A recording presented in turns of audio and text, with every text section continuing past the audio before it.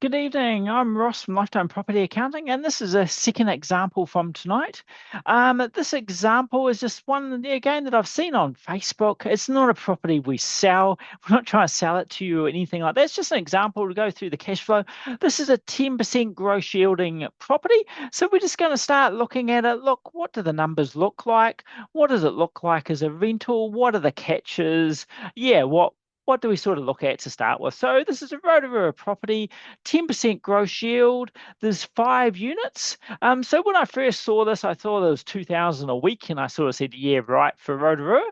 But if there's 5 units, that's obviously only $400 a week for each. So that is more realistic for Rotorua. It's under $1 million. And yeah, what we want to do is just go through those numbers and see what it looks for. Same as my example I did earlier on a second video. I wonder what is the catch? What is wrong with this? Yeah, does it cost 100,000, 200,000 more to do the property up to start with? That would be a big question. Whether, yeah, you're a million purchase, but then you've got a lot more to do it up. Are you going to have to replace the roof for all 5 units? Is there a lot of driveway outside repairs? Does the inside need complete renovation? Does it meet healthy home? So yeah, a lot of those things. I wonder if you have to spend a lot. But let's have a look sort of what that 10% gross yield looks like on 5 units and how it sort of plays out a little bit. So we've got the $1 million. I've got that. Yeah, again, it'll cost you maybe $5,000 from legals, some building inspections. It's probably a bit more than that. And yeah, you're probably going to get that or more back as a bank contribution. So yeah, valuation, building report, legal fees is all those costs. And you're generally getting a bit higher than the 7%. But basic idea, you're buying for $1 million, you're going to spend some money, you're going to get a contribution from the bank.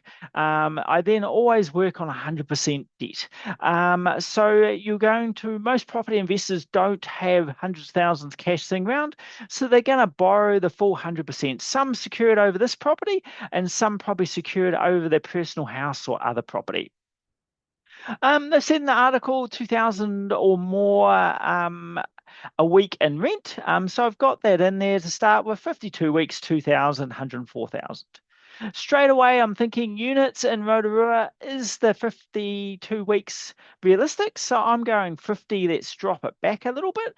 And the big thing, first thing you'd be doing for due diligence, if you're seriously looking at this property or one like it, you'd be talking to 2 or 3 property managers. What is fair market rent? What is the demand for those? What sort of tenants are we going to get? How much rent are we likely to get per year? And what sort of vacancy? A property manager is going to give you awesome information on that. What's realistic? What do you need to factor in? Do you need to factor in 48 weeks? Or can you get a social housing tenant where you'll get the full 52? Yeah, be interesting to know a little bit more for that. Accounting fees, you've got 5 properties, so your accounting fees are going to go up for this. Let's presume again it is a first purchase. 5 units is quite a big first purchase, but still the $1 million, not too bad. So yeah, we would be looking somewhere around 2,500, 2,700 for yeah financial statements for this entity, as well as there's the 5 different rentals. Like I said in the other video, counting generally goes up about $200 for each property, each extra property. So you're not too expensive for each extra one. As you add a property, goes up about $200. Insurance, we don't know the exact property address, so we're guessing, but maybe something like 1,500 per unit, 7,500 for all 5 units. We've got 4.99%, just showing the 1 year view. What does it look like for the first year? I've got property management at 8%. I'd probably just go a bit higher, Rotorua and for units. So yeah, I've gone up to 9%. Rates, we've got 5 units. Yeah, you're probably going to be getting close to the $10,000. Let's have a guess at $9,000 for a starting point. Then we've got repairs and maintenance. like I said, big thing. What are they conditioned in now? What's going to come up? How much outside areas, things you're going to have to do. So normally allowing probably that two and a half, $3,000 for a property, not knowing exactly what it's like. You've got five of them. So yeah, heading somewhere towards that 12 and a half thousand, 15,000. But again, because there's five of them, you're probably going to come back a little bit, but probably still allow 12,500, 125,000 over the next 10 years because things will come up. You'll have to do bathrooms and kitchens and paint. Depends, are they brick and tile and pretty much bulletproof, or do they need painting on the outside long term? Yeah, we'll leave some travel in there. So interesting, 10% gross yield, sounding fantastic at the start. Like I said, a little bit dubious, a little bit wondering what the trick is, what the catch is. But then expenses, by the time you really look at this, and it depends the exact around the insurance, the property management rates, and repairs, but they're all going to add up. We're up to 92,000. That's at current interest rates and interest only. So yeah, we've got $7,905 cash surplus. That is actually a pretty good cash surplus. Yeah, as long as the location and that is reasonable, that is actually starting to look good. 10% gross yield starting to give us out a good cash flow. We would then look at, is it worth getting value it in and hopefully getting a deal with them to do all five units. It's normally about $500 a property. You're doing five, hopefully some sort of discount. But yeah, you'd be hoping sort of that $2,000, $3,000 of chattels. There've been some carpets, curtains, dishwasher, stove, heat pumps.